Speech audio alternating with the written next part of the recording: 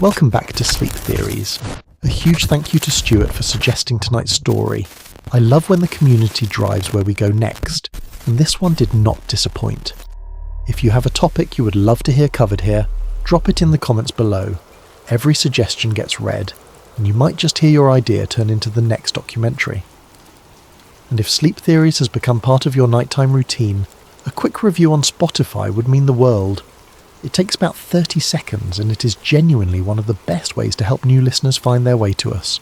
Now, let us begin. Welcome back to Sleep Theories. Before we begin tonight, a genuine thank you to everyone who's been leaving comments about your locations and time zones. It means the world to know that voices from Tokyo and Toronto and Cape Town and Manchester are all finding their way here, settling in for the night, letting these stories carry them somewhere else for a little while. If you are new here, drop your location in the comments below.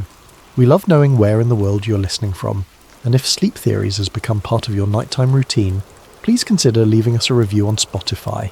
It helps more than you know, and every single one gets read. Now, tonight's story is unlike most of the cases we have covered here. It does not begin with a body, or a crash, or a moment of catastrophic violence. It begins with a knock at the door, a polite knock, a well-dressed woman on the step, a clipboard under her arm, a smile that seems entirely professional. She introduces herself as being from the council, from social services, here about the children. And then she asks, quite calmly, if she might step inside and speak with your child alone. That is where the story begins.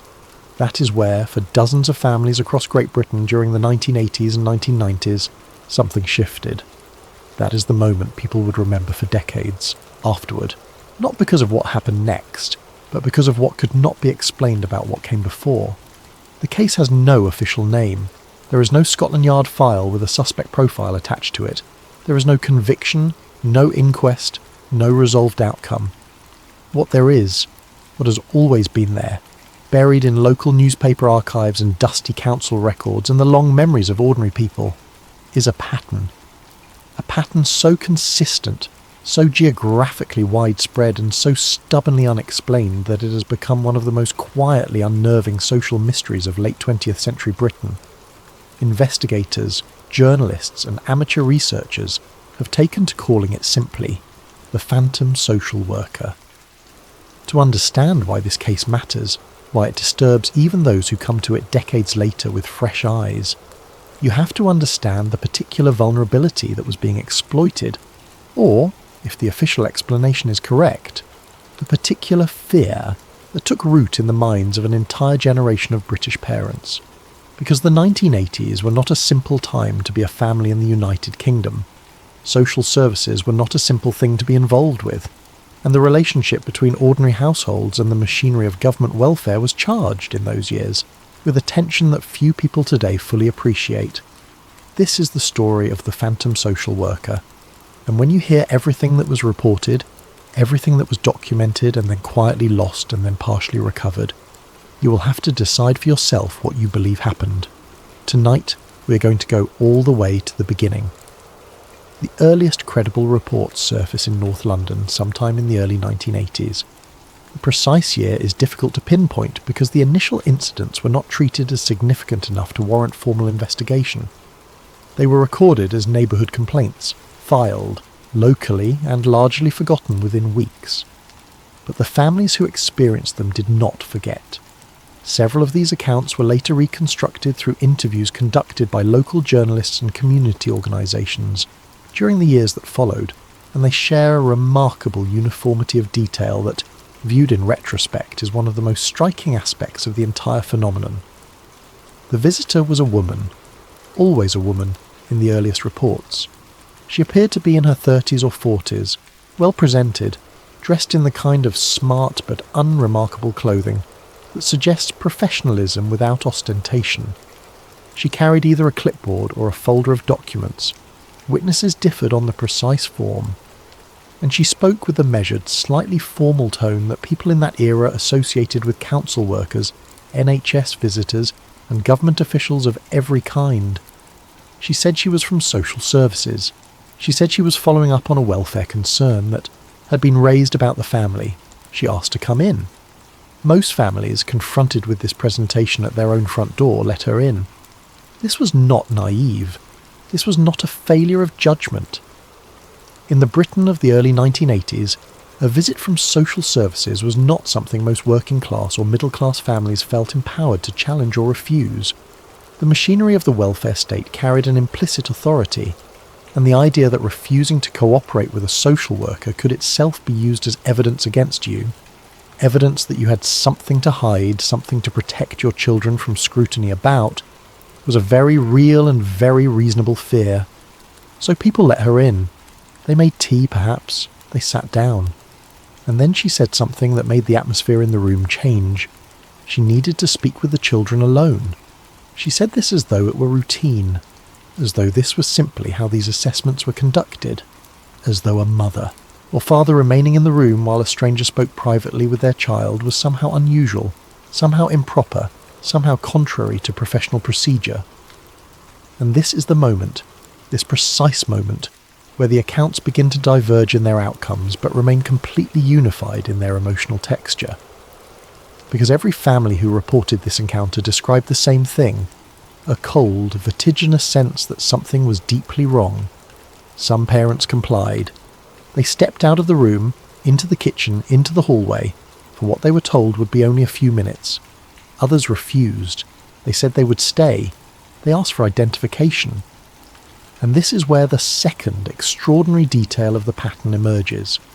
When challenged, when a parent asked to see a badge, a council letter, some official documentation, the woman's response was not irritation, not insistence, not the kind of professional firmness you might expect from someone being questioned in the legitimate exercise of their duties.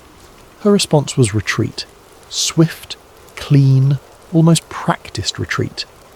She would say something vague, that she must have the wrong address, or that she would need to come back with the correct paperwork, and then she would leave, quickly, before the parent had time to ask anything further, before anyone could note down a registration plate or confirm a department name. She was gone. Those parents who reported the encounter to their local police stations found that officers took the details down politely and did very little else. There was no known welfare concern on record at the council. There was no visit scheduled. There was no employee whose description matched the woman's. And since no crime had been committed, since the woman had simply knocked on a door, asked some questions and left, there was limited appetite within overstretched local police forces to treat the matter as a serious investigation. The reports were logged. They were filed. And they were, for the most part, forgotten. But the pattern did not stop. Through the mid-1980s, similar reports began emerging from across the country with a frequency that, taken together, is genuinely difficult to dismiss. In the Midlands, a woman matching the description spent several weeks working through a particular estate in Wolverhampton, calling on families with young children, asking the same questions, retreating at the same moment of challenge. In Yorkshire, parents in at least 3 separate towns reported near-identical encounters within a span of several months.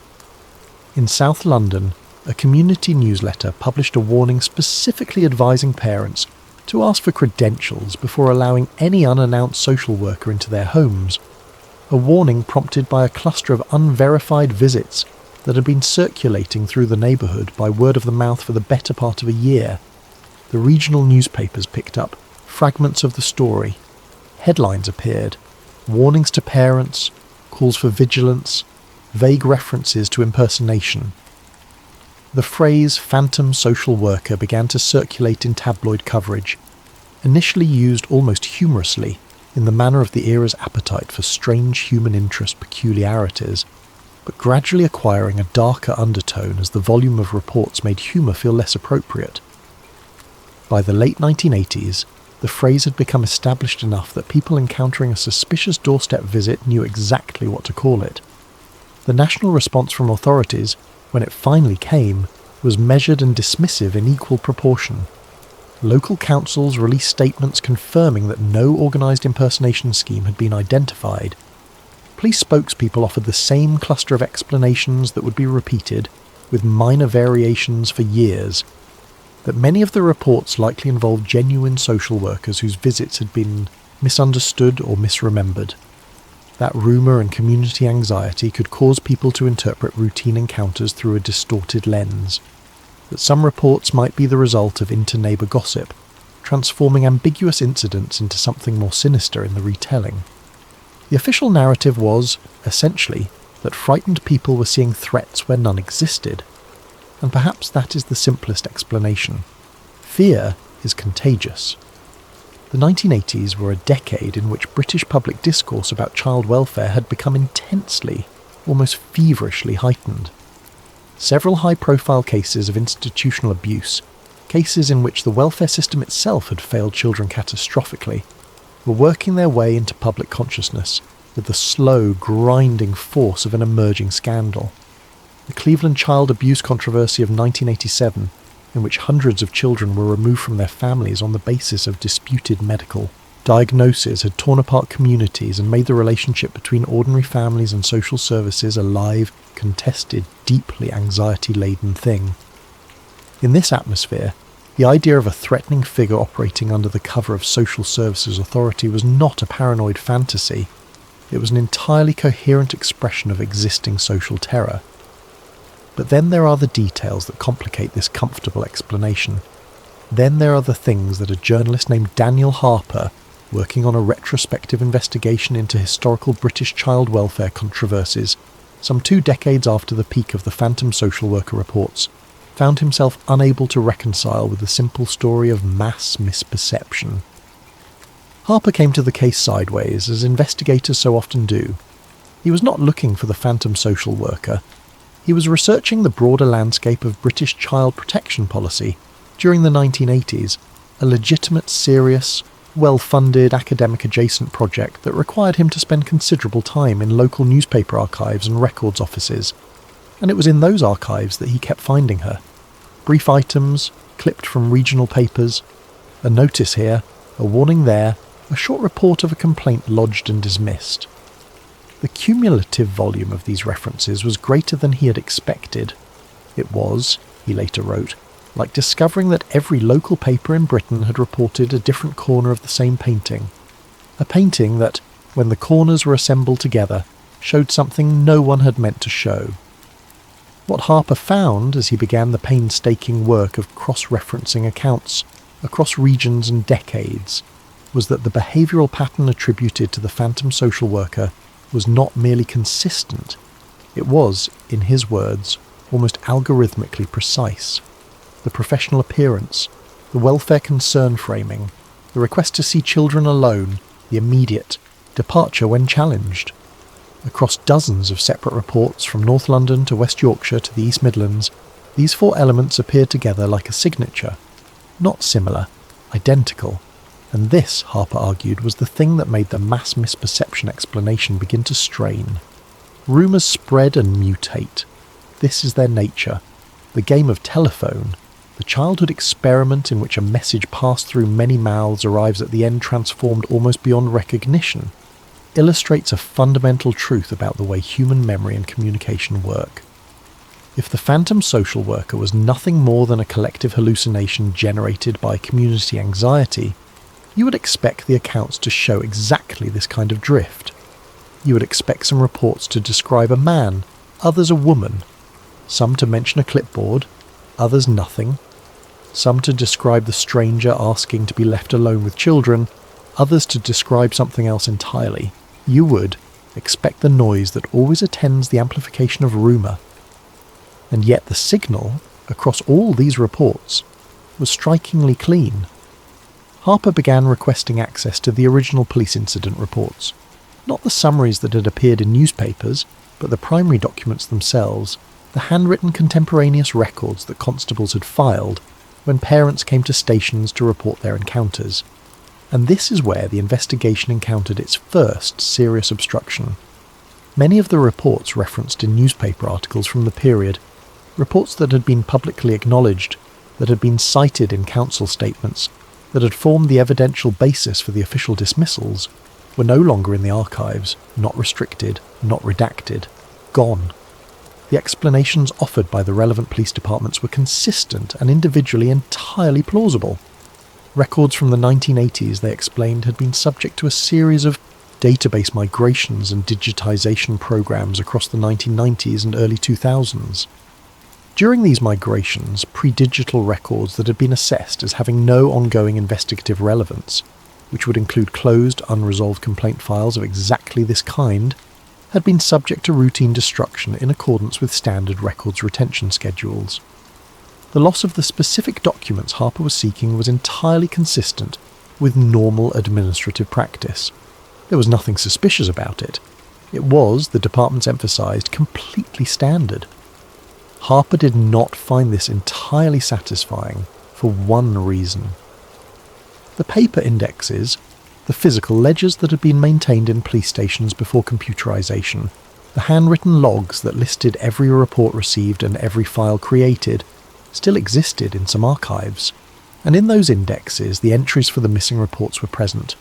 The reports had existed, their reference numbers were there, the dates were there, the initiating officers' names were there, and in several cases there were brief annotations in the index margins, the kind of informal notes that clerical staff sometimes added to help them navigate the filing system, that suggested the reports had been cross-referenced with something. With what, the indexes did not say. The cross-reference codes pointed to file categories that Harper could not identify within the surviving archive system. It is important to be precise about what this does and does not mean. The existence of missing files and unidentified cross-references does not, in itself, prove anything. Administrative chaos is the normal condition of large bureaucratic systems. Files go missing for entirely mundane reasons. Cross-reference codes become orphaned and unreadable when the systems that generated them are retired. None of this required a conspiratorial explanation. Harper was clear about this in his own writing. He was not, he insisted, claiming that the missing files had been deliberately destroyed. He was noting that their absence made it impossible to determine whether the official explanation, mass misperception, was as well supported by the primary evidence as authorities had always suggested. But then there was the interview that Harper conducted with a retired social services employee, a woman who had worked for a London Borough Council throughout the 1980s and into the 90s, and who agreed to speak with Harper only on condition of anonymity, that shifted the texture of the investigation in a way that was difficult to entirely explain away. She had spent her career in the frontline welfare system. She knew the protocols, the paperwork, the professional culture of the period intimately, and she told Harper something that he had not expected. The rumours about impersonation had circulated within social services departments themselves, not loudly, not officially, not in any form that was ever committed to writing, but they had been there. Staff had known. There had been conversations, informal and cautious, about a pattern of doorstep incidents that bore no relation to any authorised visits, and at some point, she could not say precisely when or under what authority, a quiet instruction had been issued to frontline staff. Parents, when they sought advice from social services offices about suspicious doorstep callers, were to be advised to always ask for identification. Staff were to be reminded that no authorised social worker would ever insist on speaking with a child without a parent or guardian present. These were the standard protocols, the woman explained, the protocols that should always have been followed. But the specific timing and framing of the reminder, the fact that it was issued at all as a discrete instruction rather than a simple rehearsal of existing policy, told her that someone, somewhere, had decided the pattern was real enough to require a response. She had asked once what the impersonation incidents were about. She had asked a senior colleague who seemed better informed than most. The answer she received was short and discouraging. She was told that the matter was being handled at a level above the operational. She was told not to raise it in written correspondence. She was told that the last thing anyone needed was a public panic about the safety of children in their own homes. And she had, as one did in those years within large institutional systems that carried the weight of professional consequence, let the matter drop. The intelligence angle, the suggestion that the phantom social worker incidents might have been connected to something beyond ordinary criminal impersonation, belongs primarily to the more speculative reaches of the conspiracy theory literature that has grown up around the case. It would be irresponsible to present these theories as established fact, and Harper himself was careful not to do so. But they deserve to be examined because they illuminate the broader historical context in which these events occurred, and because the circumstantial threads, though none of them constitute proof, are individually intriguing. The 1980s were not only a period of heightened anxiety about child welfare, they were also the tail end of the Cold War, a period in which the British security services were deeply enmeshed in a wide range of domestic surveillance and social research programs, some of which remained entirely classified until decades later, and some of which, when they did eventually surface, proved to be considerably more intrusive and ethically questionable than the public had been led to believe. The Spycatcher affair, which broke in 1987, revealed the existence of MI5 domestic operations that had been conducted without parliamentary oversight or public knowledge. The extent of covert social research conducted under the banner of national security during this period, research into political affiliation, community organisation, family structure, and the socialisation of children, has never been fully disclosed.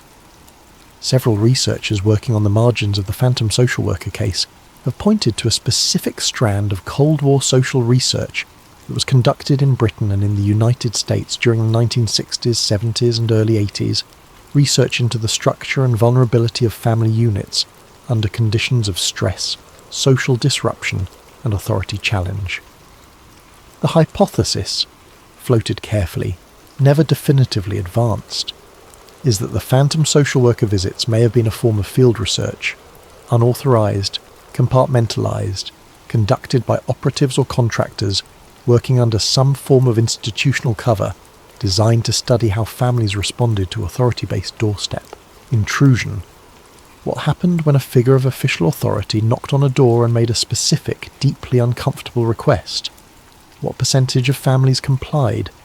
What variables, social class, neighbourhood type, previous welfare system contact, predicted compliance or refusal? How did families process and report the encounter afterward? No documentation supporting this hypothesis has ever been produced. No whistleblower has come forward with specific institutional knowledge. The government has never acknowledged any programme of this description. It belongs, firmly and unambiguously, in the realm of conjecture. Compelling conjecture, perhaps, in light of what we now know about the scope of Cold War domestic surveillance programs on both sides of the Atlantic, but conjecture nonetheless. Harper himself described the intelligence angle as a theoretical framework that happened to fit the available evidence rather uncomfortably well, while acknowledging that fitting the evidence and being supported by the evidence were two fundamentally different things.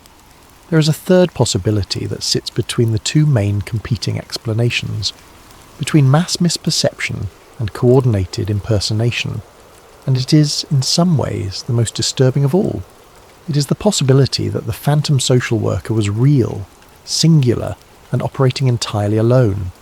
A single individual, deeply familiar with the procedures and presentation of social services, travelling methodically across the country, gaining access to homes and children for reasons that were never identified and never interrupted. The behavioural consistency that Harper found so striking would, under this hypothesis, be not the signature of institutional organisation but the signature of a single, disciplined, purposeful person. One woman, one clipboard, one practised line of inquiry, hundreds of families, decades of access, and yet no one was ever arrested, no suspect was ever identified, no name was ever attached to the description. The woman who knocked on all those doors, if she was real, if she was one woman, if she was doing what the most alarming reading of the evidence suggests she might have been doing, walked away from every single encounter without consequence. She was never caught in the act, never photographed, never detained, never explained. The people who opened their doors to her are older now. Some are gone. The children she asked to speak with alone are adults. Adults who in most cases probably never knew what their parents reported, never knew what questions had been asked in the local police station afterward, never knew that their particular family had been one entry in a pattern that stretched from London to the north of England and back again. What those children experienced, if they experienced anything, is unknown. What happened in the rooms that their parents stepped out of, In the cases where parents did step out, this too is unknown. This is perhaps the most unbearable part of the entire case, not the conspiracy, not the missing files, not the retired employee's careful, frightened confidence. The unbearable part is the simple and total absence of answers. Harper published his investigation as a long-form piece in a small but respected current affairs journal. The response was significant enough to generate coverage in several national newspapers, a brief flurry of online discussion, and a handful of additional witness accounts from people who'd been waiting, apparently, for someone to take the subject seriously enough to write about it properly. Several of these additional accounts came from the children, now adults, who had been the ostensible subjects of the visits. Most of them had been too young at the time to have clear memories, but a few had been old enough to remember something. They remembered a woman. They remembered being asked about their home life, their school, their friends. They remembered that their parents had seemed frightened after the woman left, though the children had not understood why at the time. They remembered that the subject had never been explained to them, that it had become one of those family episodes that existed as a kind of silent, pressurized absence in household memory, a thing that happened and was never discussed. The official position on the phantom social worker case, to the extent that any official position exists, remains what it has always been: an unexplained social panic, probably the product of rumour amplified by community anxiety, in a period when anxiety about child welfare and social services authority was already running high. The missing records are an administrative artifact. The behavioural consistency of witness accounts reflects the distorting power of collective narrative. There is nothing to investigate because there was never anything to find. For most mainstream historians of late 20th century British social policy, this explanation is adequate. The 1980s produced several moral panics of considerable intensity, panics about video nasties, about satanic ritual abuse, about a dozen other threats that turned out, on careful examination, to be products of social fear rather than documented reality. The phantom social worker fits this context comfortably enough. She belongs, in the orthodox reading, on the shelf alongside other figures from the decade's collective nightmares. Not real, but expressive. Not a threat, but a symbol of the fear that threat was possible. And yet there are those reports from families in different cities who had never heard of each other, describing the same 4 behavioural elements in the same sequence. There is the retired social services worker describing internal protocols issued in response to something real enough to require a response. There are the missing files, and the cross-references that lead nowhere, and the paper index, entries that record a thing that can no longer be read. There is the cold, precise consistency of a pattern that should, if it were nothing but rumour, have frayed at the edges long ago. The phantom social worker has never been identified. No photograph of the woman, or women, or operative, or whoever she was, has ever been produced. No arrest, no trial, no official inquiry, no formal acknowledgement that the pattern was real enough to merit serious investigation. She knocked on doors. She asked to see children alone. She left when challenged. She was reported in newspapers across the country and discussed in anxious community bulletins and quietly referenced in internal social services memos that no longer exist. And then she disappeared into the same silence that covers everything in this case. The silence of unanswered questions, of administrative oversight, of a generation that grew up and moved on and tried not to think too hard about what the knock at the door might have meant. Some cases give us answers. Some cases give us trials and verdicts and the grim satisfaction of closure. This is not one of those cases. The phantom social worker belongs to a different category entirely. The category of things that happened clearly enough to leave a record, but not clearly enough to leave an explanation. She is there in the archives, or rather she is there in the absence the archives have left where she should be. She is there in the memories of parents who still, decades later, remember the cold feeling that moved through them when they asked to see identification, and watch the woman's face shift into the practiced blankness of someone preparing to leave.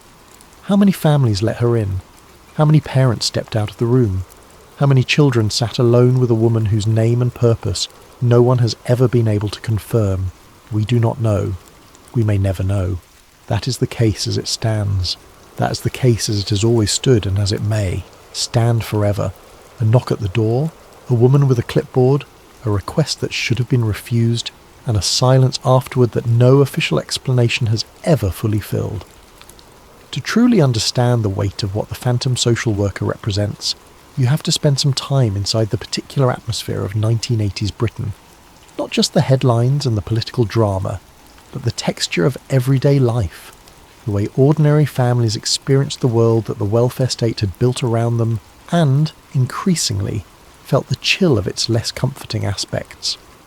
The decade that began with widespread unemployment and the deep economic restructuring of deindustrialization was also the decade in which the British state's relationship with the family was being fundamentally renegotiated. Social services departments had been expanded, empowered, and tasked with levels of intervention in family life that would have been unthinkable a generation earlier. The Children Act of 1989, which would become the foundational piece of child welfare legislation for the decades that followed, was itself the product of years of controversy, failed policy, and the public reckoning with cases in which children had died despite being known to welfare services. These were cases that shaped the decade's understanding of what it meant to be a parent, and what it meant to be watched by the state. The deaths of Jasmine Beckford in 1984 and Kimberly Carlisle in 1986, both children killed by abusive caregivers despite repeated contact with social workers, generated enormous public and media pressure on welfare departments to intervene more aggressively, more decisively and earlier. The result, in some areas, was exactly the kind of expanded and assertive social work practice that made the idea of an unannounced doorstep visit entirely believable to any parent who answered the door. Social workers were everywhere during this decade. They were in the schools, they were in the hospitals, they were on the doorsteps of families in every kind of neighbourhood. The professional infrastructure of child protection had become so vast and its reach so normalised that a stranger claiming to represent it was almost impossible to challenge without feeling, however irrationally, that the challenge itself might be used against you. And this is the climate into which the phantom social worker, whoever she was, stepped. She did not create the conditions for her own operation. Those conditions had been created by decades of policy development, by genuine tragedies, by the legitimate and necessary expansion of child welfare infrastructure. She simply, if she existed as an intentional actor rather than a collective projection, understood that the conditions were right, that the uniform of authority was more powerful in that decade than at perhaps any point since, that the question of whether you should let a stranger into your home to speak with your child alone was not, in the Britain of the 1980s, a question with an obvious answer. The terror of being seen to fail your children was, for many families, larger than the terror of someone who might wish them harm. The geography of the reports tells its own story.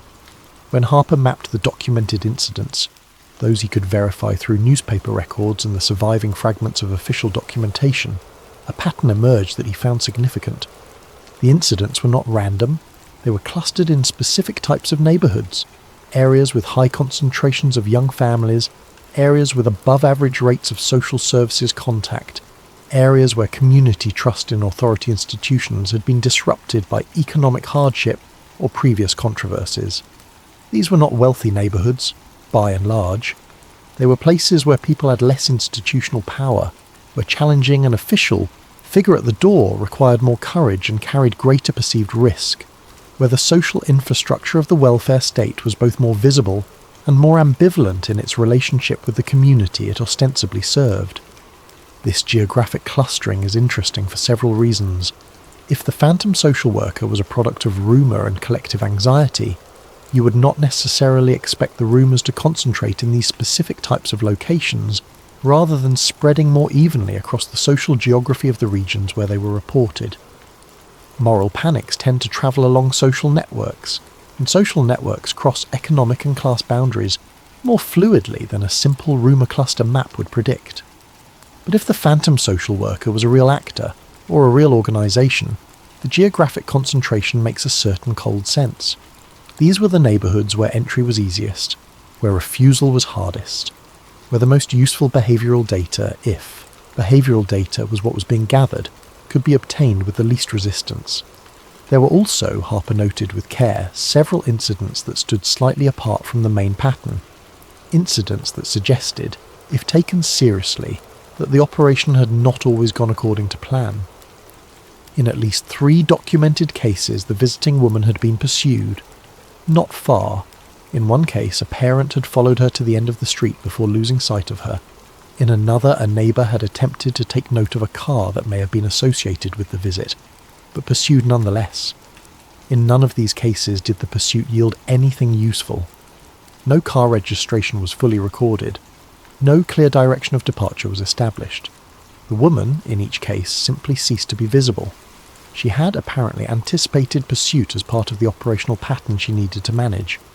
This detail, the suggestion of practiced evasion, is one that sits uncomfortably with the urban legend explanation. Rumours do not practice evasion. Misidentified genuine social workers do not vanish down residential streets when followed. The detail implies intentionality, implies preparation, implies an awareness that what was being done required the ability to disappear quickly and without trace, and it implies, above all, that whoever was doing this had done it enough times to know that sometimes people followed, and had developed a reliable response to that contingency. The children, in almost all documented cases, were not harmed in any physically verifiable way. This is important to state clearly. The phantom social worker was not, so far as the evidence records, a case of abduction or assault. The children who were visited remained in their homes, remained with their families, and in the cases where a parent stepped out of the room, returned to their parent within minutes. When the woman left, she left alone. Whatever her purpose, whatever the nature of her interest in these families and their children, she did not take anything tangible. She arrived, she asked, she spoke, she left. What was transacted in those rooms? What information passed from child to stranger? What was observed? What was recorded in whatever method she had available? Is entirely unknown. Some of the adults who came forward in response to Harper's published investigation, the ones who'd been children during the visits, reported that they had been asked about specific, seemingly innocuous subjects. One remembered being asked about her parents' work schedules. Another remembered questions about who picked him up from school and whether he spent time at neighbours' houses. A third, a woman who had been perhaps 7 or 8 at the time and whose memory was accordingly fragmentary, had a clear recollection of being asked whether her parents had ever spoken to her about the government, about politics, about the news. These details, individually, might mean nothing.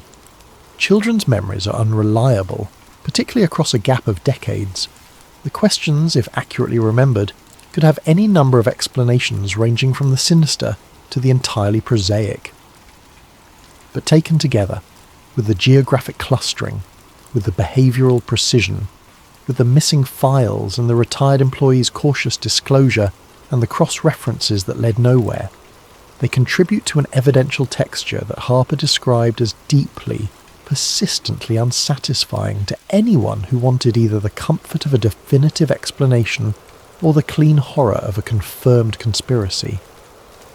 The case refuses both. It occupies the space between, the space where the most disturbing things tend to live, not quite confirmed, not quite dismissed, present enough to demand attention, and absent enough to deny resolution. The question of motive, if the visits were real and intentional, is the one that generates the widest range of speculation. For the more straightforward criminal impersonation hypothesis, the motive is presumably predatory access to children, the most horrifying reading, and one that the lack of documented harm makes difficult to sustain without further evidence, but one that investigators of child exploitation cases are professionally obligated never to dismiss simply because evidence of physical harm is absent. The absence of documented harm is not the same as the certainty that no harm occurred. The recording and reporting of harm against children in the 1980s was imperfect at best. For the social research hypothesis, the motive is data collection, information about family structures, parental responses to authority, the vulnerability of households to institutional intrusion. This is disturbing in a different register. Not the horror of individual predation, but the horror of systemic disregard for privacy and consent, of families treated as experimental subjects rather than as people. This kind of motive has precedent in the documented history of Cold War social research programs. The Tuskegee syphilis experiment in America, the various mind control research programs that operated under CIA and MK-Ultra funding, the domestic surveillance programs that Britain's own security services conducted against trade unionists, political activists, and community organisers throughout the same decades. These programs establish, beyond any reasonable doubt, that governments and their intelligence apparatus have been willing, historically, to conduct research and operations involving ordinary citizens without their knowledge or consent. The only question, in applying this precedent to the phantom social worker case, is whether the scale of the apparent operation fits the institutional capacity likely to be involved. And here the skeptics have their strongest argument. The phantom social worker incidents, whatever their true nature, were distributed across a significant geographic area over a significant period of time. An institutional research program capable of sustaining that kind of operation would have required coordination, personnel, cover stories, funding, and management. It would have left traces in budget lines and personnel records and departmental communications. No such traces have been found. The absence of supporting documentation is, in this case, an argument against the institutional hypothesis, rather than simply an artifact of incomplete archives, because institutional programs of this scale do generate paper, and that paper, even when classified, tends to survive somewhere. Unless, of course, it does not. Unless the program was compartmentalized to a degree that placed its documentation entirely outside normal records management systems. Unless the people who ran it understood, from the beginning, that it was the kind of thing that could not be permitted to leave a conventional institutional footprint, this is not an impossible scenario. It is, in fact, the scenario that characterizes several of the most sensitive covert programs that have come to light since the Cold War ended. Programs run off the books, funded through channels that did not appear in standard budget documentation, managed by people who understood that their activities were not merely classified but deniable. The absence of evidence in these cases is precisely what was intended. Harper spent several years after his initial publication attempting to take the investigation further. He submitted Freedom of Information requests to multiple government departments and police forces. The responses he received were, with a few exceptions, polite confirmations that no relevant records could be identified. He interviewed former social services managers, retired police officers, community workers who had been active during the period in question. Most had nothing to add. A few confirmed the general atmosphere of the era without providing anything specific. And then, 2 years after his initial piece was published, he received a letter. The letter was handwritten, posted from a city Harper declined to identify, and signed with a name he declined to reproduce. The writer claimed to have worked, in the early 1980s, for a private research consultancy that contracted with government bodies on social research projects. The writer described, in general terms, a project that had involved doorstep fieldwork in residential neighbourhoods, fieldwork that used cover identities rather than the consultancy's actual institutional identity, on the grounds that undisclosed observation produced more reliable behavioural data than disclosed observation. The writer did not name the government body that had commissioned the research, did not provide any documentation, and explicitly stated that they were writing because they were approaching the end of their life and found the secrecy of the matter increasingly difficult to justify in good conscience. Harper could not verify the letter's authenticity. He never received a follow-up communication. He published a reference to it, with careful qualifications about its unverifiable status, and noted that it was consistent with the research hypothesis without constituting evidence for it. The letter may have been genuine. It may have been the work of someone who had read the original article and wished, for their own reasons, to add a layer of apparent confirmation to an appealing theory. It may have been the product of someone's wish to be part of a story they found compelling. Harper's conclusion was that the letter was interesting, and that interesting was the most he could responsibly say about it. The phantom social worker case has found a second life in the digital age, in the way that all unresolved historical mysteries tend to. Online communities dedicated to unexplained British history and cold cases have accumulated threads hundreds of posts long in which researchers share newspaper clippings, regional variations in the witness accounts, theories about the Cold War research angle, and occasional contributions from people claiming personal knowledge. The quality of these contributions varies enormously. Some are rigorous and evidentially careful. Others are fanciful extensions of the conspiracy hypothesis into territory that the actual evidence cannot support. The difficulty, as always with cases of this kind, is that the genuine enigma provides a foundation onto which any number of speculative structures can be built, and the more compelling the foundation, the harder it becomes to distinguish the structure that the evidence actually supports from the structures that simply feel right. What is not in dispute among serious researchers is that something happened. The reports are too numerous, too geographically widespread, and too behaviourally consistent to be entirely explained away. Something generated all of those accounts in all of those newspapers and all of those police logs and all of those community newsletters. Whether that something was a single individual, a coordinated group, an institutional programme, or a cultural panic that somehow managed to produce perfectly consistent false memories across dozens of unconnected families in multiple regions. Something was there. Something knocked on those doors. Something made those parents afraid in a very specific way, afraid enough to report it, afraid enough to warn their neighbours, afraid enough that decades later the people involved still remember it as one of the strangest and most unsettling experiences of their lives. The children of that era are the grandparents and parents of this one. The neighbourhoods where the visits were concentrated have changed, some of them beyond recognition, gentrified, redeveloped, dispersed. The social services departments that may or may not have issued quiet internal warnings no longer exist in their original forms. They have been restructured, renamed, merged, and reorganised through 30 years of successive government reforms.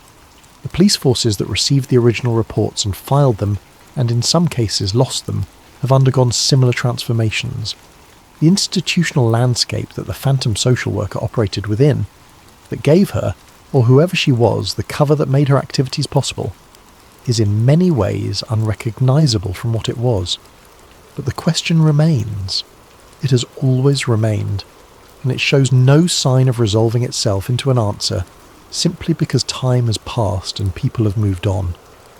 It is the kind of question that survives its own era, that outlasts the particular social context that generated it, because at its core it is not really about 1980s Britain at all. It is about something more fundamental and more enduring. It is about the moment when a figure of authority stands on your doorstep and makes a request that troubles you, and you have to decide, in the few seconds available before the silence becomes its own answer, whether to comply or to resist, whether the authority is real, whether the request is legitimate, whether the consequences of refusal are worse than the consequences of compliance, whether the thing that feels wrong is an accurate perception of reality or a product of your own fear. The case also raises a question that is rarely asked directly, but that sits underneath all of the investigation and all of the theorising like a foundation stone. What would it take, as a society, to take this kind of report seriously? Not to dismiss it as rumour, not to explain it away with institutional convenience, but to genuinely investigate it with the seriousness it might deserve. The answer, unfortunately, is that it would take exactly the kind of institutional will and independent oversight capacity that the British government of the 1980s was not equipped to provide, and that, some would argue, the British government of any era has rarely been motivated to apply to questions about its own conduct. The complaints came from ordinary families. The reports were filed by local constables. The pattern crossed jurisdictions in ways that no single investigating body felt responsible for assembling. And in the absence of a single galvanising incident, a caught suspect, a confirmed crime, a clear and visible victim, the bureaucratic machinery simply did not engage. It ground forward on its own purposes and left the question unanswered because unanswered questions, in the institutional calculus of large democratic governments, cost less than answered ones. These are not questions that the 1980s invented. They are questions that every generation faces in its own way, with its own particular version of the figure at the door. What the phantom social worker did, whether she was real or imagined, singular or organised, criminal or institutional, was to make those questions vivid and immediate in a way that most people prefer not to think about. She put a face and a clipboard and a professional smile on the thing that most of us try to believe we would always recognise and always resist. And then she walked away, leaving nothing behind her but the memory of a feeling and a silence where an explanation should have been. That is the phantom social worker, wherever you are listening from tonight, and I genuinely want to know, so please do leave your city and time zone in the comments below. I hope you're somewhere safe, somewhere warm, with the doors locked and the light on. If this story has found a corner of your mind that will not let it go, share it with someone tomorrow, not to frighten them, but because the best thing that can happen to an unresolved case is that more people know about it, more people asking questions, more people checking their own local archives, more people refusing to accept that administrative convenience is the same thing as the truth. If you are a long-time listener who has never left a comment, tonight is the night. Tell us where you are. Tell us what you think happened. Tell us if this story reminded you of something you heard as a child, something your parents mentioned, something a neighbour once said at the garden fence about a strange woman with a clipboard who came around one Tuesday afternoon and left in a hurry when someone asked to see her credentials. The archive is never truly closed. Someone out there knows something. Sleep Theories will be back very soon. Thank you for being here, and for those of you listening on Spotify, a review means everything. It is how new listeners find their way to us in the dark. Until next time, take care of yourselves and sleep well.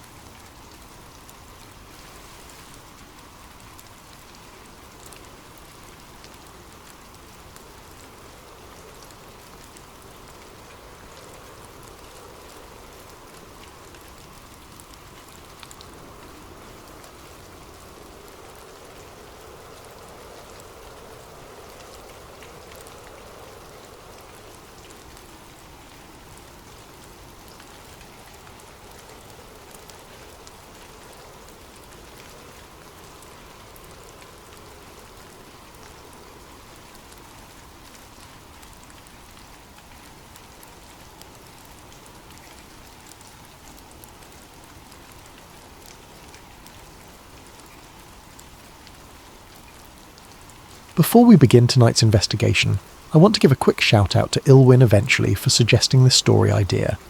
If you have ideas for future Sleep Theories episodes, conspiracy theories, unsolved mysteries, strange phenomena you think deserve a deeper look, drop them in the comments below.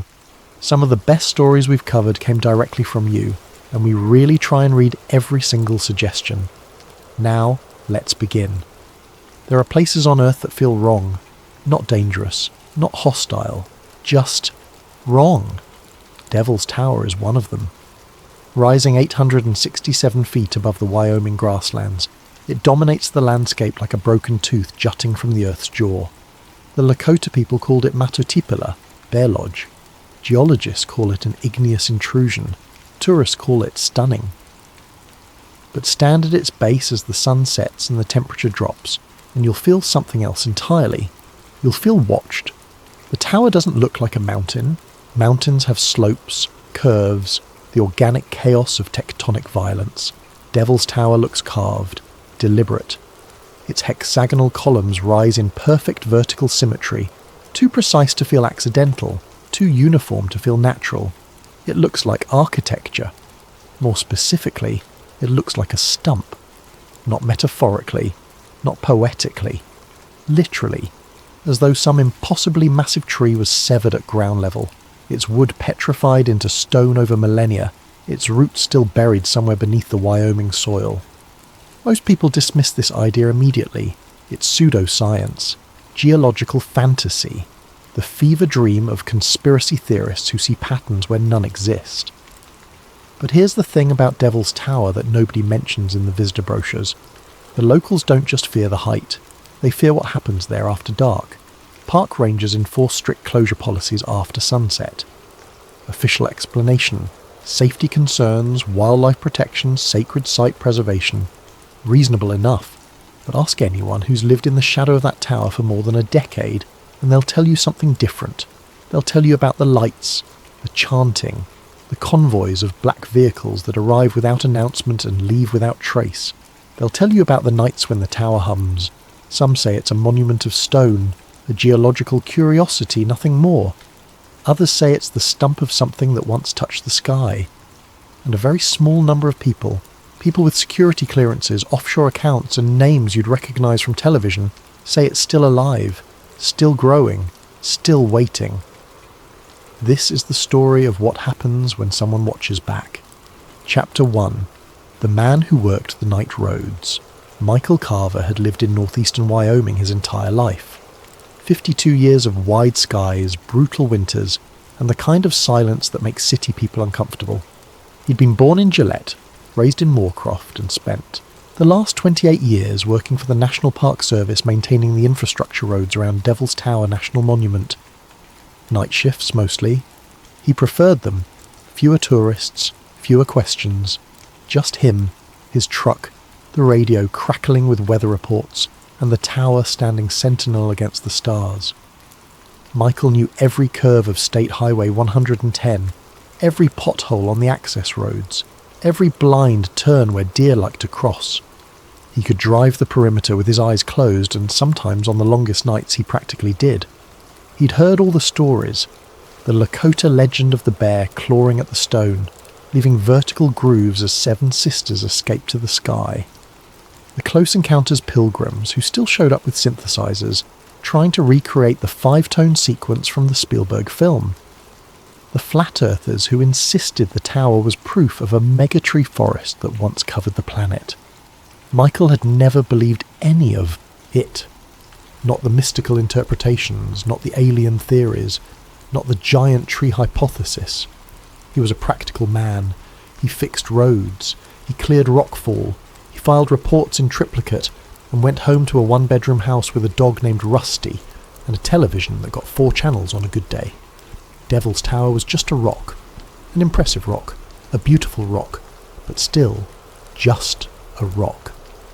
That certainty lasted until October 17th, the night everything changed. Chapter 2. The Unscheduled Closure. It started with an email. Michael was finishing his second cup of coffee when the notification buzzed on his phone. 7:45 p.m, 15 minutes before his shift began.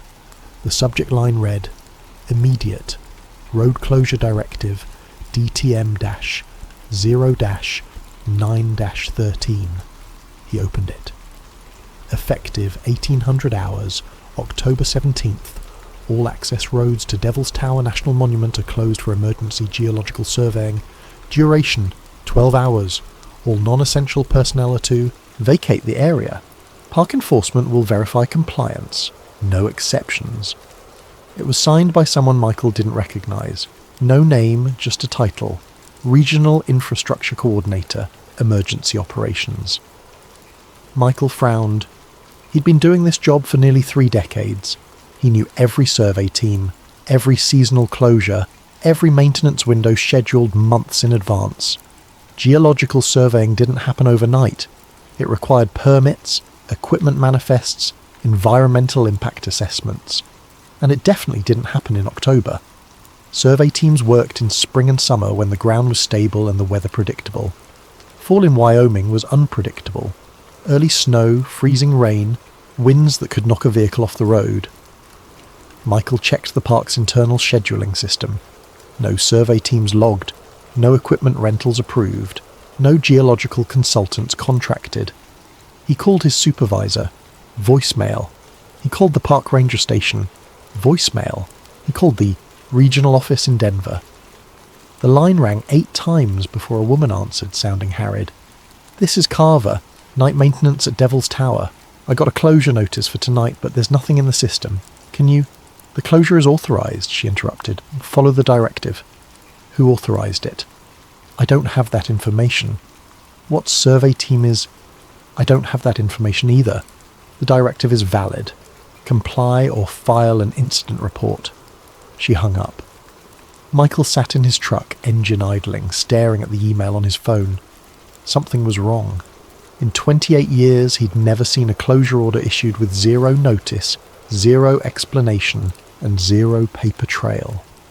The Park Service was a bureaucracy. Everything had a paper trail. Everything except this. He should have driven home. He should have cracked open a beer, watched television, let someone else worry about mysterious closure orders. But Michael Carver had spent his entire life in the shadow of Devil's Tower, and he'd never, not once, felt curious about what happened there after dark. Until now. He put the truck in gear and headed toward the outer perimeter. Chapter 3. The Ring of 12. Michael parked on a ridge 3 miles northwest of the tower. It was a maintenance access point, technically within the monument's boundaries, but far enough from the main roads that nobody ever bothered with it.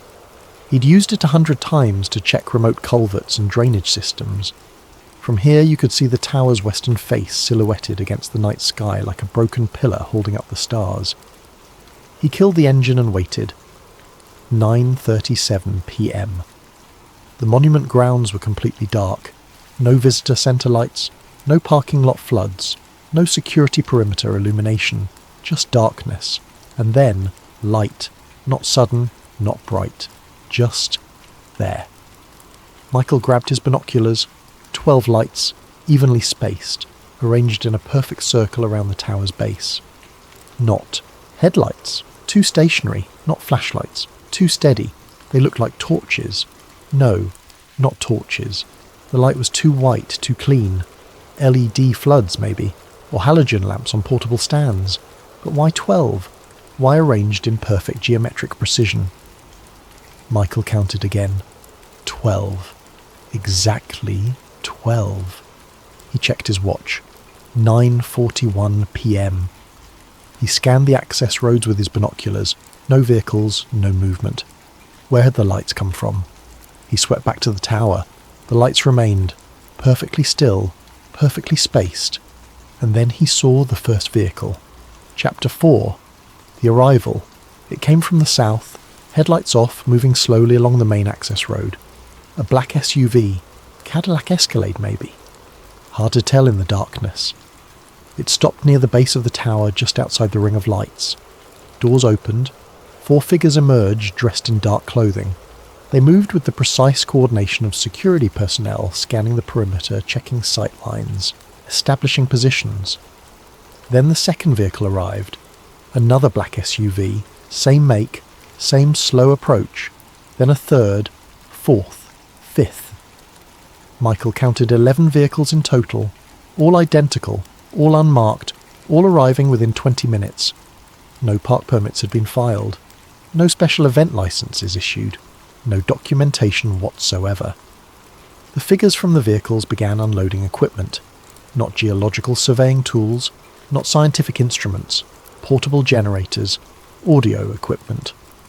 What looked like ceremonial stands or altars. Michael's hands were shaking as he adjusted the binoculars. The passengers began emerging from the later vehicles, and that's when he started recognizing faces. The first was a woman he'd seen on television 100 times, a tech CEO whose company had recently absorbed 3 competitors and whose net worth exceeded the GDP of several small nations. She stepped out of the third SUV wearing a long dark coat, her face illuminated briefly by interior lights. The second was a senator. Michael couldn't remember which state, but he recognized the silver hair, the sharp features, the way cameras loved that face during election cycles. The third was an actor, Academy Award winner, known for playing heroes in action films and philanthropists in prestige dramas. The fourth was a media mogul whose news network shaped global narratives.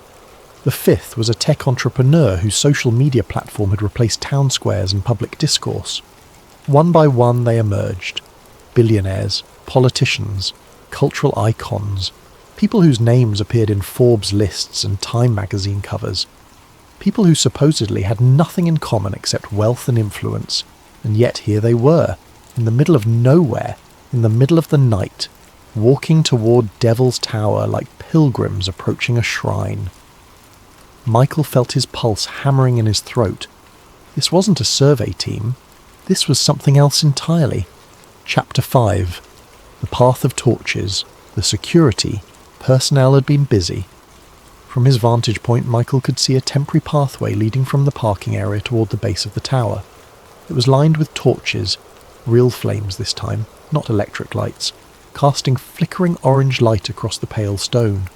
The path wound through the boulder field, carefully navigating the uneven terrain, ending at a flat area directly beneath the tower's western face. The attendees began walking, slowly, silently. Michael counted 23 people in total. Some he recognised, most he didn't, but all of them moved with the same deliberate purpose, the same ritualistic precision. And then he noticed what they were wearing. Over their expensive coats and tailored suits, they donned ceremonial robes, dark fabric, floor-length, hooded. As they walked, the robes caught the torchlight, revealing embroidered symbols, inverted pentagrams, tree sigils, massive trunks with roots spreading like veins, runic shapes Michael didn't recognise, but which felt ancient, pre-Christian, older than language itself.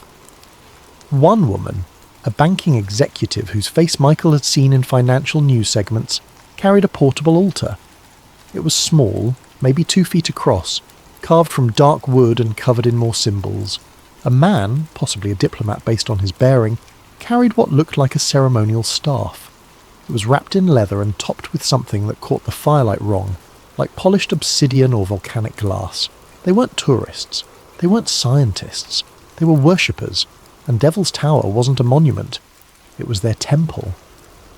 Michael's mind raced back to the stories he'd dismissed for decades, the giant tree theory.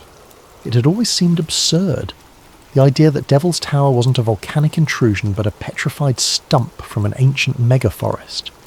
That Earth had once been covered in trees so massive they made modern redwoods look like saplings. That some prehistoric cataclysm had felled them, all, leaving only scattered stumps like Devil's Tower, Shiprock in New Mexico, and similar formations worldwide. Pseudoscience, geology deniers, conspiracy nonsense. But watching these people approach the tower in ritual formation, watching them treat it like something sacred, something alive, what if they knew something the rest of the world didn't? What if Devil's Tower wasn't dead stone? What if it was dormant? Chapter 6. The Frequency of Silence. The chanting began at 10:17 p.m. Michael heard it before he saw the source, a low resonant hum that seemed to come from everywhere and nowhere, vibrating through the ground beneath his truck, rattling the windows, settling into his chest like a second heartbeat. It wasn't singing, it wasn't speaking, it was something between the two, a vocalization that felt older than words, structured yet alien, harmonic yet mechanical. Through the binoculars, he watched the robed figures form a circle around the tower's base.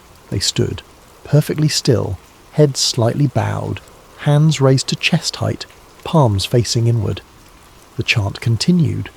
No visible conductor, no rhythm section, no leader keeping time, and yet they were perfectly synchronized. The sound had texture, layers. It felt less like music and more like machinery, like the resonance of a massive engine idling deep underground, its vibrations surfacing through stone and soil. Michael had worked around heavy equipment his entire career. He knew the feel of generators, the hum of transformers, the grinding of hydraulic systems. This was different. This felt intentional, designed. And then he noticed the silence. The crickets had stopped. The wind had died. Even the distant highway noise, usually a constant whisper on Wyoming nights, had vanished. It was as if the world was holding its breath. Michael scanned the area with his binoculars. The grassland surrounding the tower was normally alive with nocturnal activity, deer grazing, coyotes prowling, bats, hunting insects beneath the stars. Nothing moved, not a single animal, not a single bird. Even the insects, the ubiquitous moths and beetles that swarmed around any light source, were gone. The only living things in the entire landscape were the 23 people standing in a circle, chanting in a language Michael didn't recognise, worshipping a tower that shouldn't exist. And then the tower responded. Chapter 7. The Stone That Remembers. It started as a vibration. Michael felt it through the truck's frame, a low-frequency tremor that made the steering wheel buzz beneath his white-knuckled grip. At first, he thought it was an earthquake.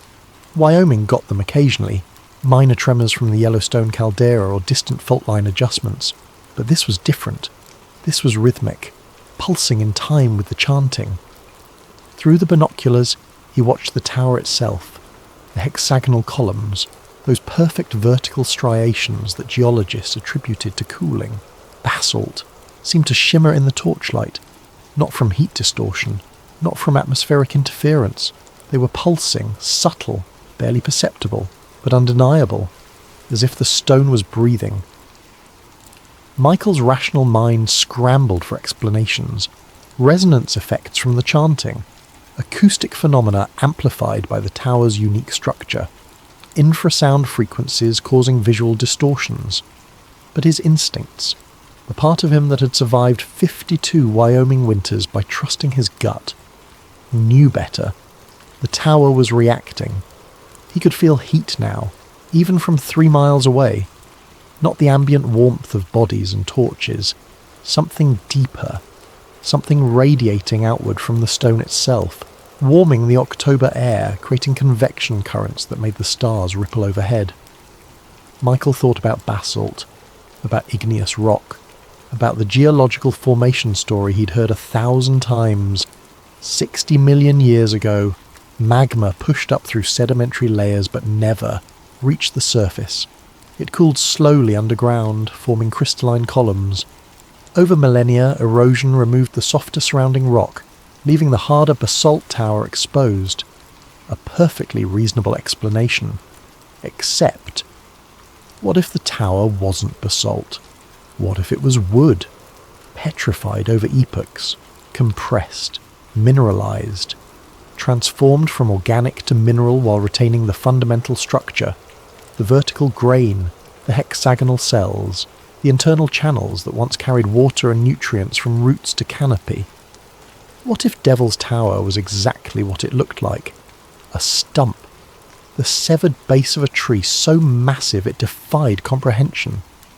And if that were true, if the tower was fossilized wood instead of cooled magma, then the next question became unavoidable.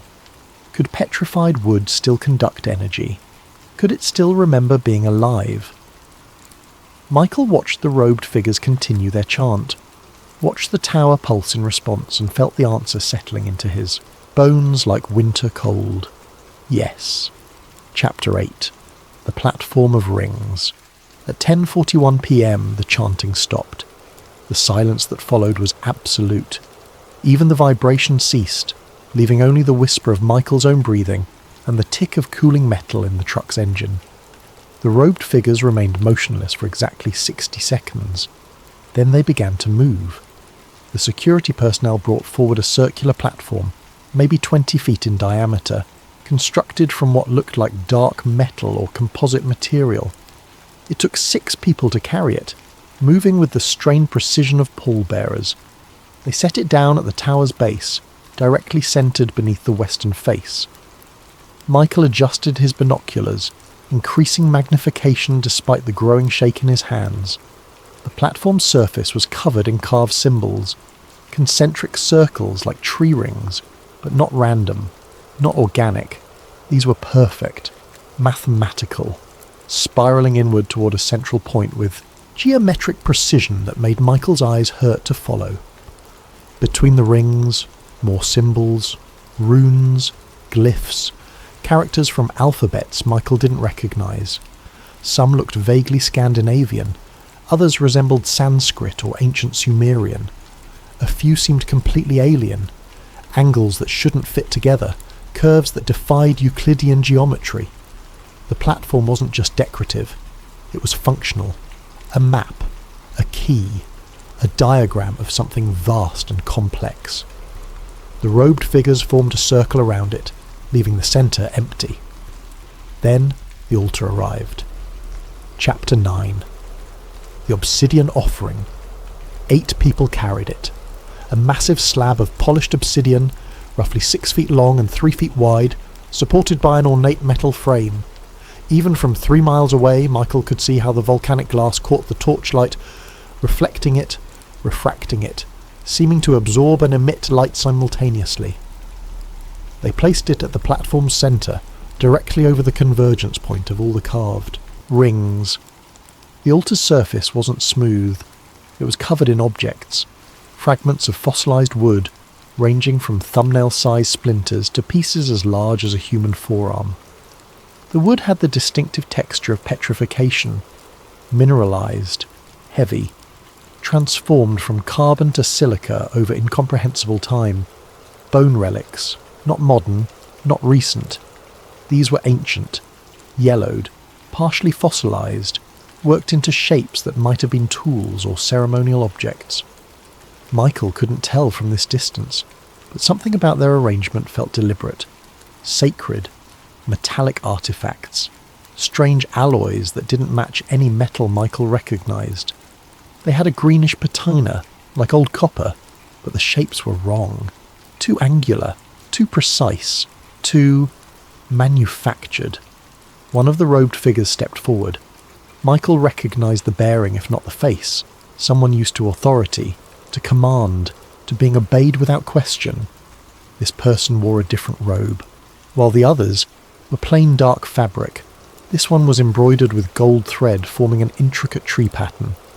The tree's trunk was straight and massive. Its roots spread across the robe's hem like underground rivers. Its branches reached toward the shoulders, each one ending in symbols that might have been stars or fruits or watchful eyes. But it was the mask that made Michael's breath catch. The figure wore a ceremonial mask carved from dark wood, depicting a horned entity that was neither fully human nor fully animal. The face was elongated, almost skull-like. The horns curved upward and backward like those of a ram or ancient forest deity. The eyes were hollow sockets, creating the unsettling impression that something behind the mask was looking out. This was the leader, the one who would speak for all of them, the one who would address whatever they believed lived beneath Devil's Tower. The masked figure raised both arms, the chanting resumed, but this time Michael could make out individual words, or what might have been words, fragmented through distortion and distance and his own pounding heartbeat. He pulled out his phone, started recording.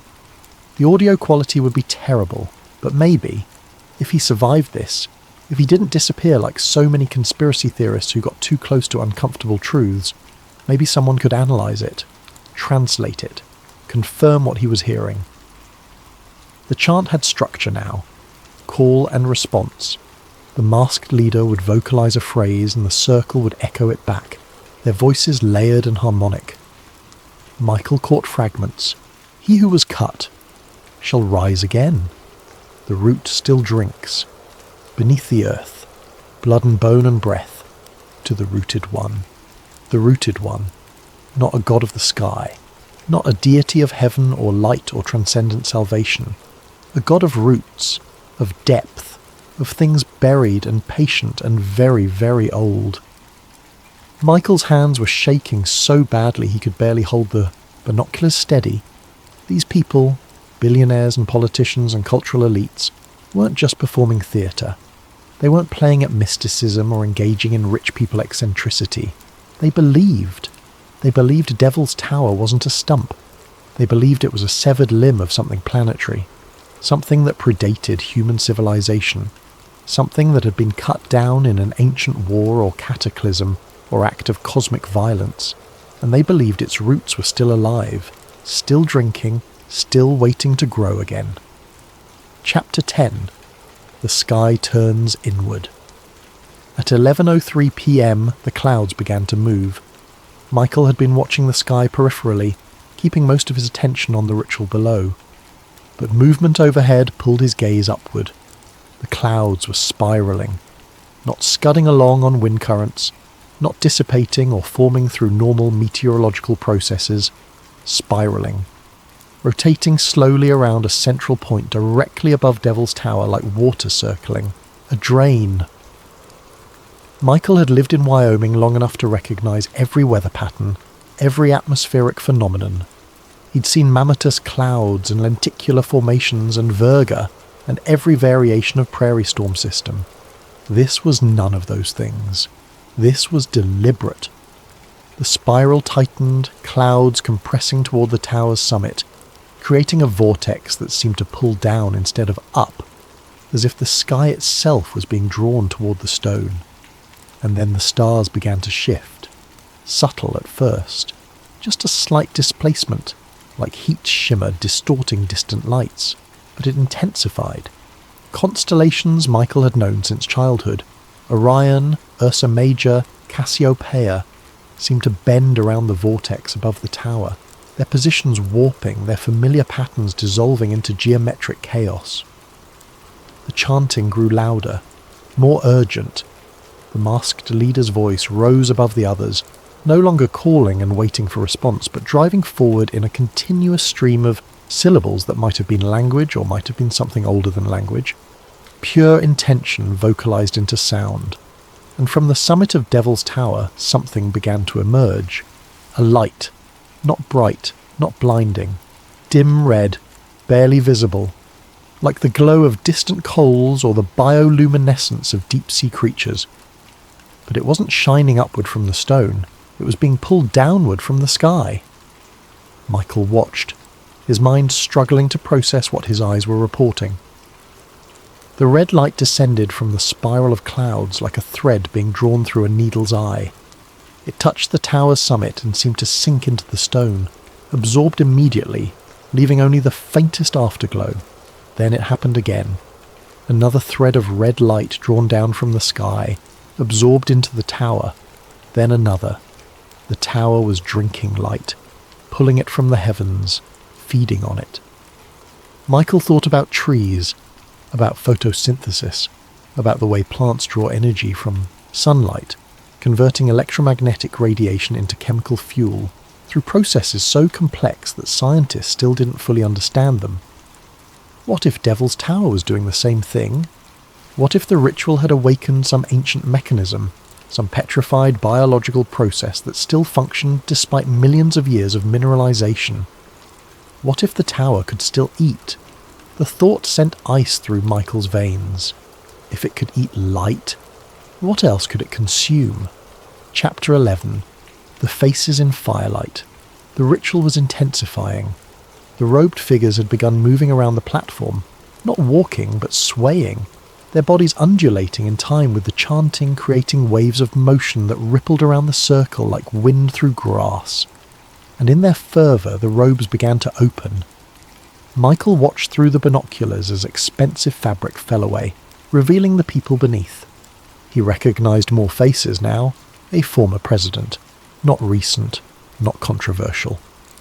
The kind of elder statesman who appeared at charity events and received lifetime achievement awards and was universally praised for their wisdom and service. Kneeling before an obsidian altar, chanting to something beneath the earth. A tech CEO whose company dominated global communications infrastructure, whose algorithms determined what billions of people saw, heard, believed, swaying in ritual ecstasy, eyes closed, completely surrendered. A media personality known for warmth and relatability, whose morning show attracted 20 million viewers, whose book club selections became instant bestsellers, whose endorsement could make or break careers, arms raised, chanting in a language she definitely hadn't learned at her Ivy League university. A banking executive whose decisions influenced global markets, whose firm had survived multiple financial crises, whose name appeared on the boards of dozens of major corporations, prostrate on the ground, forehead pressed to stone, worshipping.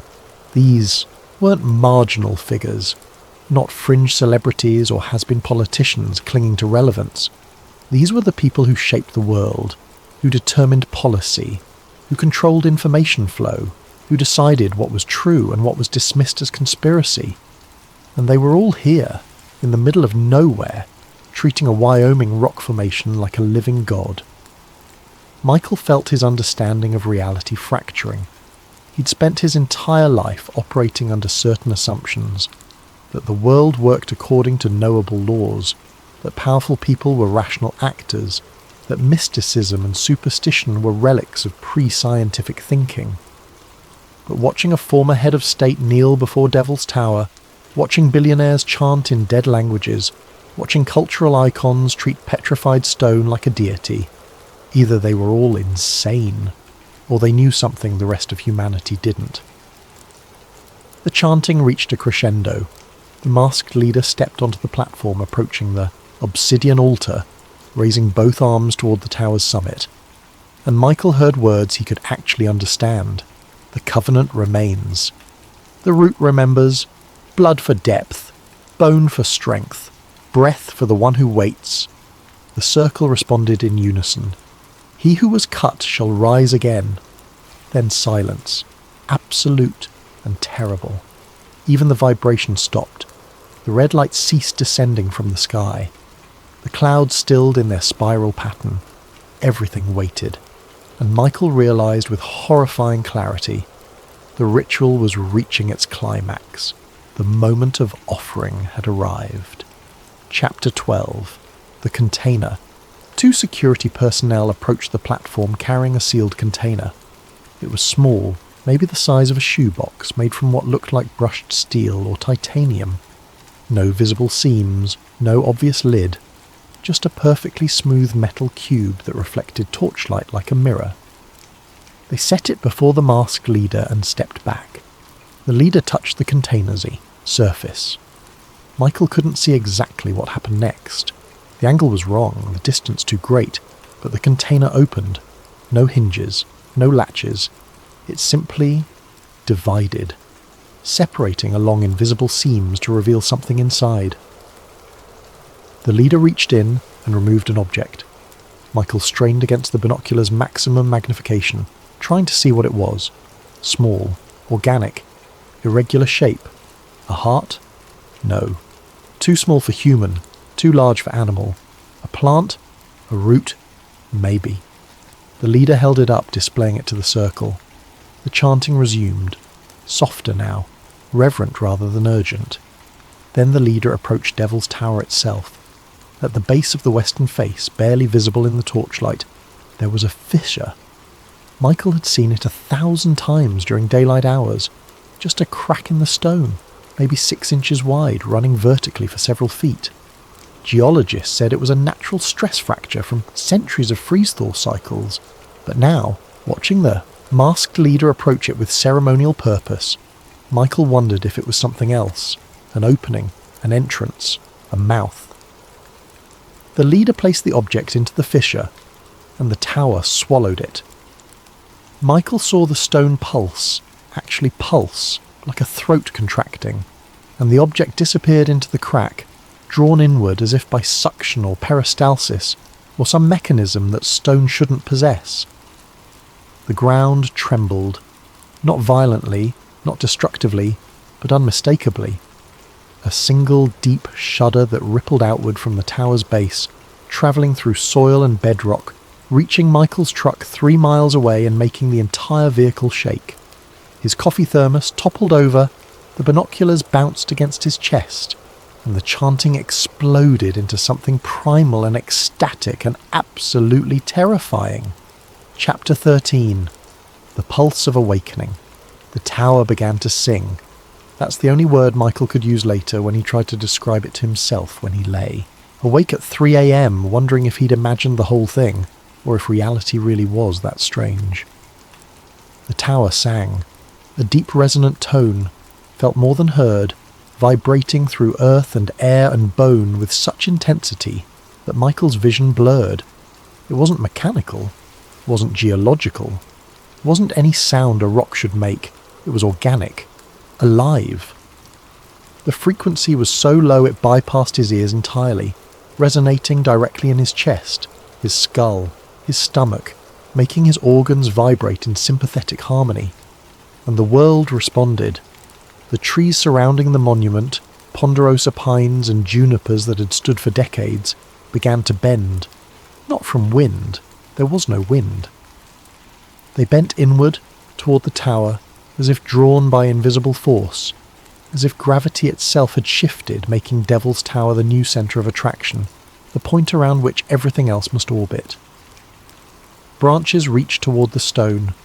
Roots beneath the soil, Michael couldn't see them but could feel. Them, twisted and strained, growing toward the tower with accelerated desperation. The robed figures had stopped chanting. They stood motionless, arms raised, heads thrown back, bodies rigid with what might have been ecstasy or terror or both. And Michael felt it too. A pulling sensation, a magnetic draw, an overwhelming urge to leave the truck, walk down from the ridge, cross the 3 miles of grassland, and join the circle around the tower, to kneel, to worship, to surrender. He gripped the steering wheel so hard his knuckles went white, fought the urge with every shred of rational thought remaining.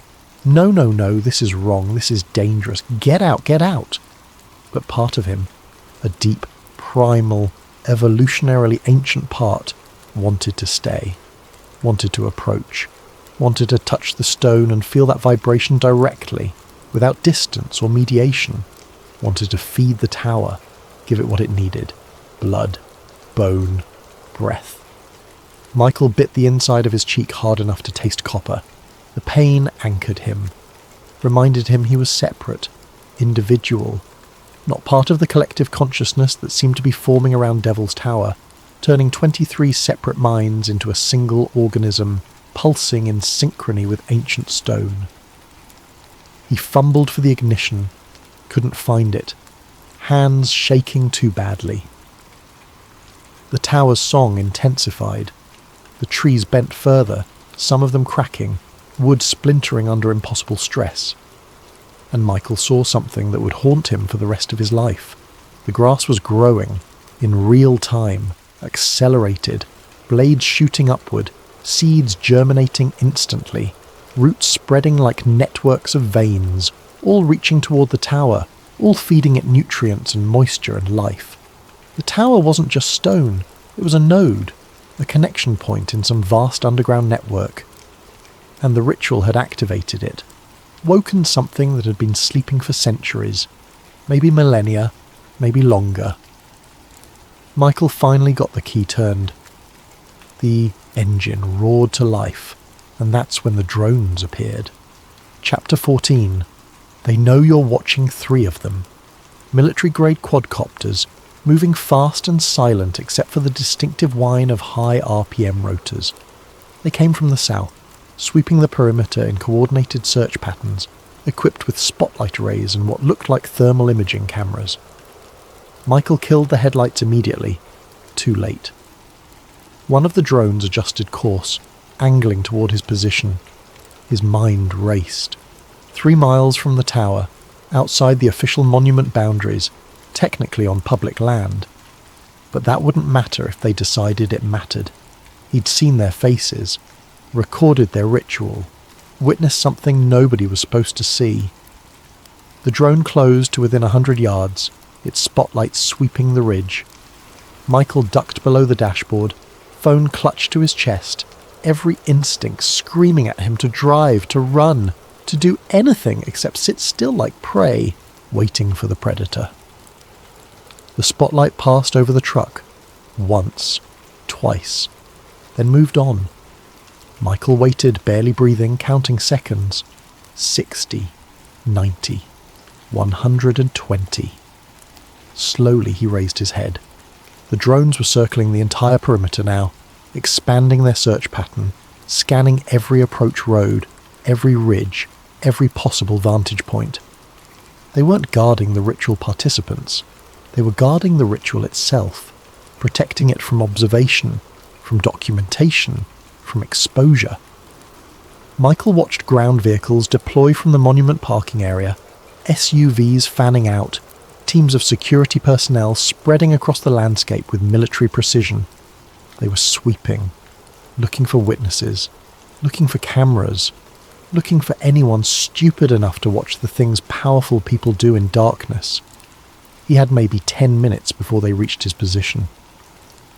Michael started the truck, keeping the headlights off, using the ambient starlight to navigate. He knew these roads, knew every switchback and cattle guard and unmarked turnoff. He could lose them in the maze of service roads and ranch access paths that crisscrossed northeastern Wyoming like veins. But he had to move now, had to get the footage somewhere safe, somewhere backed up, somewhere that would survive even if he didn't. He pulled out his phone, started uploading the video to a cloud storage account even as he drove. The progress bar crawled. 5%. The drones were getting closer, their search pattern tightening. 12%. He could see vehicle headlights now maybe 2 miles south. 21%. His hands were shaking again. 34%. Come on, come on, come on. 59%. The nearest drone banked hard, coming back toward his position. 78%. Upload complete. Michael deleted the local copy, cleared his phone's cache, and threw it under the seat. If they found him now, they'd find nothing. Just a maintenance worker who'd been in the wrong place at the wrong time. No evidence, no proof, nothing but his word against theirs. And who would believe him? Who would believe that America's elite gathered in Wyoming to worship a petrified tree stump? Who would believe Devil's Tower was alive? Michael drove into the darkness, killing even his parking lights, navigating by memory and desperation. Behind him, the tower pulsed one final time, and then went dark. Chapter 15. The morning after. Michael didn't go home. He drove east, putting miles between himself and the monument, finally pulling into a truck stop near Sundance at 2:30 a.m. He sat in the parking lot, engine running, heat on full blast, trying to stop shaking. His phone was still under the seat. He left it there. Instead, he went inside, bought coffee and a burner phone from the convenience store, and sat in a booth by the window where he could watch the parking lot. Nobody followed him. No black SUVs, no security personnel, just long haul, truckers and third shift workers and one exhausted waitress who refilled his coffee without comment. At 6 a.m, Michael drove back toward Devil's Tower. Not close, not anywhere near the monument itself, but close enough to see it from the highway. The sun was rising, painting the stone gold and orange and red. From this distance in daylight it looked perfectly normal. Just a geological formation, a tourist attraction, a national monument. There were no vehicles in the parking area, no security perimeter, no evidence that anything unusual had occurred. Michael pulled over at a scenic overlook, got out of the truck, walked to the information placard that explained the tower's formation. Devil's Tower formed approximately 60 million years ago when magma intruded into sedimentary rocks, but cooled before reaching the surface. Erosion of the softer surrounding material exposed the resistant igneous core, creating the distinctive columnar structure we see today. Perfectly reasonable, perfectly scientific, perfectly wrong. Michael stood there for a long time, staring at the tower, remembering the way it had pulsed, the way it had sung, the way it had drawn light from the sky and made the earth tremble. A tour bus pulled into the overlook. Tourists piled out, cameras ready, excited to see the famous landmark from Close Encounters of the Third Kind. They took photos, pointed, laughed, completely oblivious. Michael got back in his truck and drove away. Chapter 16. The Digital Trail. Michael spent the next 3 weeks doing research. Not at home, too risky. He used library computers, coffee shop Wi-Fi, always on VPN, always in incognito mode, never spending more than an hour in any single location. He started with the faces he'd recognized. The former president, the tech CEO, the media personality, the banking executive. On the surface, they had nothing in common. Different political affiliations, different industries, different public personas, but when Michael started digging deeper, patterns emerged, board memberships. The tech CEO sat on the board of a policy think tank. The banking executive was also on that board. So was the media personality, and the former president was a senior advisor. The think tank's stated purpose: fostering global cooperation on environmental and economic challenges. Innocuous enough, but Michael cross-referenced their funding sources: shell companies, offshore trusts, anonymous donors, all the money flowing through the same law firm, a firm that specialised in privacy protection for high-net-worth individuals, a firm with offices in Wyoming. He dug further: conference attendance. Every person he'd seen at Devil's Tower had attended the same exclusive gathering 3 months prior. Not Davos, not Bilderberg. Something smaller, more secretive. The Aspen Environmental Summit. No media coverage, no press releases, just a brief mention in a local newspaper about road closures and temporary flight restrictions. Michael found satellite imagery of the Aspen area during those dates. Data blackout, no commercial satellite coverage, no Google Earth updates, just grey blank spaces where imagery should have been. The same kind of blackout he'd noticed for Devil's Tower on the night of the ritual. Someone was controlling what could be seen from above. He started looking at geological survey data. Devil's Tower appeared in dozens of studies, core samples, mineral analysis, seismic monitoring. But access to the raw data was restricted. National security concerns, apparently. Why would a 60-million-year-old rock formation pose national security concerns? Unless it wasn't just a rock. Michael found academic papers about petrified forests, about the Petrified Forest National Park in Arizona, about similar formations worldwide, all dismissed as pseudoscience. The theory that these weren't scattered fragments, but remnants of a global megaforest. But one paper, published in an obscure geology journal in 1973, took the theory seriously. The author analysed mineral composition of Devil's Tower and similar formations, found anomalies, crystalline structures inconsistent with basalt cooling, cellular patterns suggesting organic origin, chemical signatures indicating biological processes. The paper concluded, further investigation warranted into alternative formation hypotheses. The author disappeared 6 months after publication, not dramatically, not suspiciously, just stopped publishing, stopped teaching, vanished from academic circles. Michael found an obituary from 1978. Died of natural causes, age 41. Chapter 17. The Root Network Theory.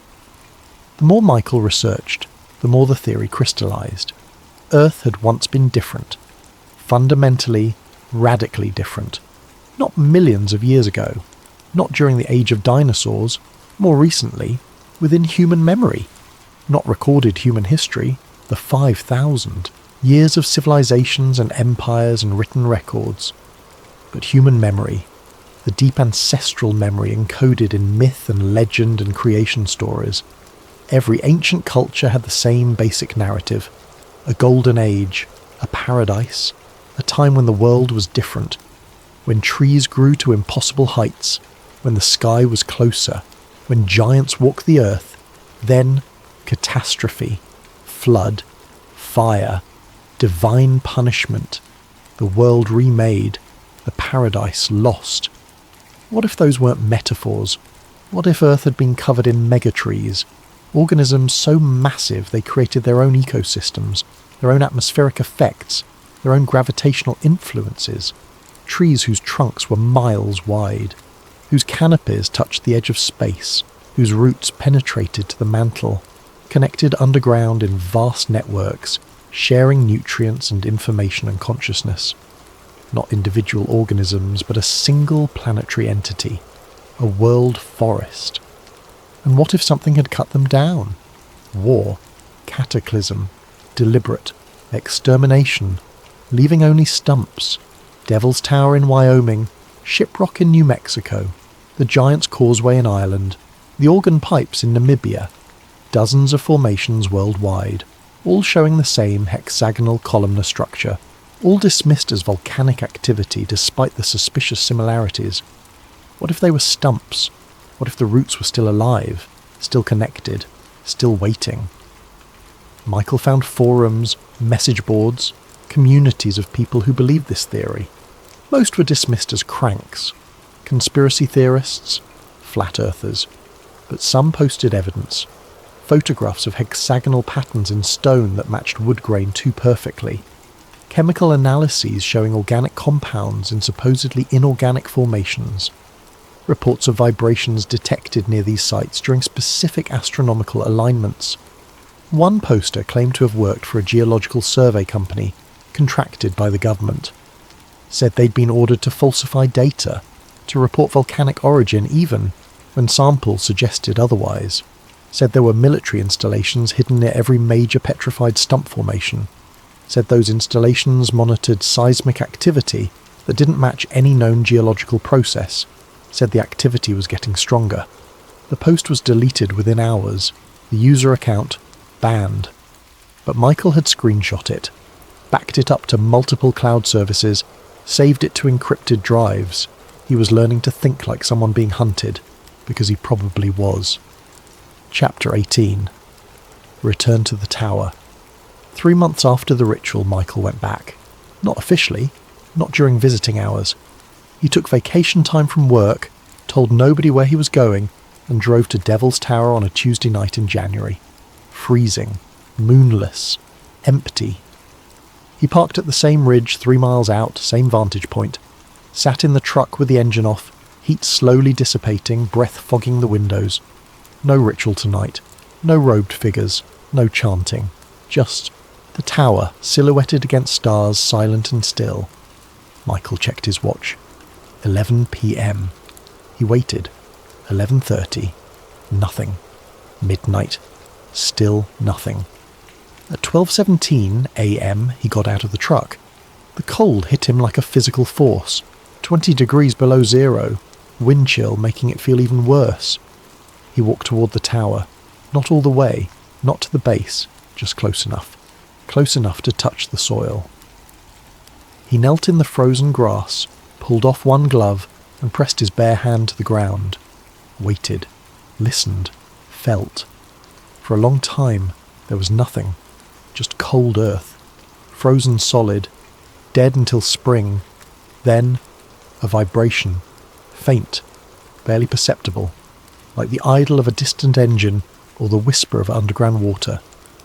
Michael closed his eyes. Concentrated. The vibration intensified. Not random, not geological. Rhythmic. Pulsing. Like a heartbeat. Slow. Patient, ancient. He opened his eyes and looked at Devil's Tower. In the starlight it looked the same as always, just stone. But he could feel it now, feel the life beneath, the roots spreading through miles of bedrock connecting to other roots, other stumps, other remnants of whatever had once covered Earth. A network, planetary in scale, still alive, still aware, still waiting. Michael heard something then. Not with his ears, in his mind. A whisper, not words, not language, just recognition. The tower knew he was there, knew he had witnessed, knew he understood, and it was content to wait. Because time meant nothing to something that had existed for epochs. A few more years, a few more decades, a few more centuries. Eventually the world would change, the ice would melt, the soil would warm, the conditions would align, and the roots would grow again, fed by ritual, by worship, by the carefully cultivated devotion of those who knew the truth and kept it secret, the powerful, the elite, the guardians of hidden knowledge. They would tend the stumps like gardeners tending saplings, nurturing them, feeding them, waiting for the day when the world trees would rise again. Michael stood up, his hand numb from cold and contact, looked at Devil's Tower one last time. It stood silent, patient, eternal. And deep beneath his feet, in the frozen darkness of ancient root networks, something pulsed. Slow, steady, alive, Epilogue. The patient growth. Michael Carver still works night shifts maintaining roads around Devil's Tower National Monument. He files his reports in triplicate, clears rockfall, checks drainage systems, lives a quiet life in a one-bedroom house with a dog named Rusty, and a television that gets 4 channels on a good day. He never talks about what he saw, never posts about it online, never tries to convince anyone of the truth. He learned early that truth doesn't spread through argument or evidence. It spreads through patience, through waiting, through the slow accumulation of people who witness things they cannot explain and choose to remember rather than forget. He's not alone. There are others. Park rangers who've heard the chanting, maintenance workers who've felt the vibrations, tourists who visited at the wrong time and seen things that shouldn't exist. They recognise each other. Small signs, subtle acknowledgements, a certain way of looking at the tower, a hesitation before entering the monument grounds after dark, a refusal to accept the official geological explanation. The network grows, slowly, carefully, just like the roots beneath their feet. Michael doesn't know what will happen when the trees finally grow again. Maybe it will be apocalyptic, the end of human civilization, crushed beneath organisms too vast to comprehend. Maybe it will be transcendent, a return to paradise, to the golden age remembered in myth. Maybe it will be something else entirely, but he knows it's coming. He can feel it in the ground. In the increasing frequency of rituals, more gatherings, more chanting, more offerings fed into stone fissures around the world, in the way weather patterns are shifting, growing stranger, as if the atmosphere itself is remembering how things used to be, in the dreams people are having, shared dreams of massive trees, of climbing through canopies that touch the stars, of roots spreading through darkness, connecting everything, making all life part of a single vast organism.